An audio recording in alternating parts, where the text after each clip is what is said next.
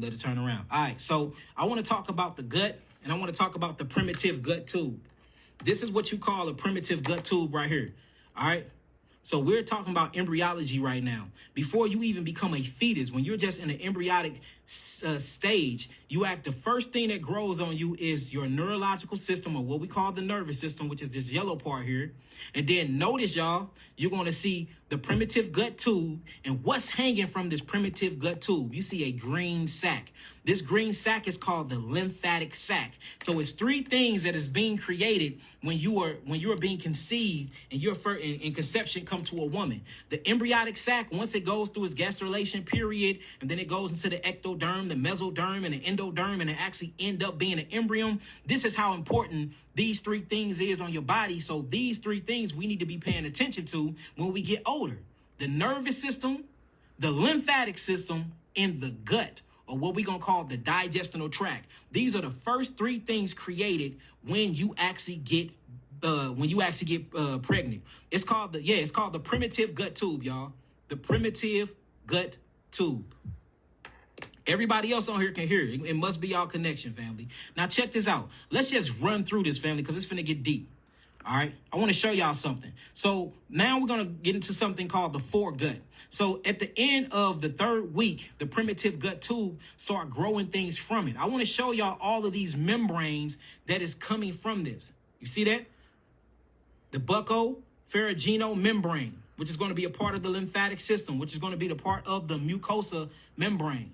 The colico membrane. All these things are going to be part of the membrane. Then it breaks off into the foregut, the mid-gut, and the high gut.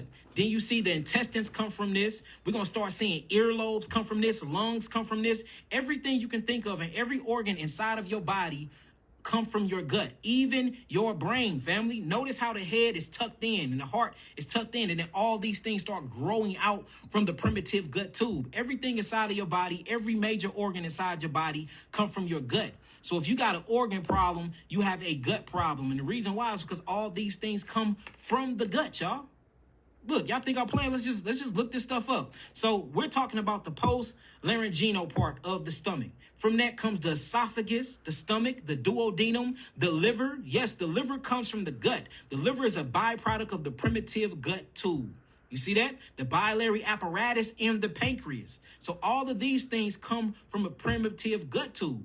All of these things. So you would not have esophagus, you would not have a stomach, you wouldn't have a duodenum, you wouldn't have a liver, you wouldn't have a biliary apparatus, nor a pancreas if your gut was never developed appropriately.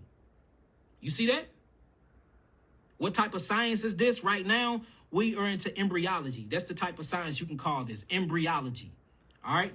And that's the reason why people that have bad breath have gut problems, because your tongue is an extension of your esophagus. Your esophagus is an extension of your stomach. Your stomach is an extension of your intestines. So if you have bad breath problems, usually the gut microbiome kingdom is actually off balance inside of the mouth area, or you have bad gut bacteria that's out of balance inside of the gut tissues. All right. Now check this out. So from there, you get prelaryngeal parts, right? You get the oral cavities. See that? You get the pharynx. You get the pharyngeal patches, derivatives,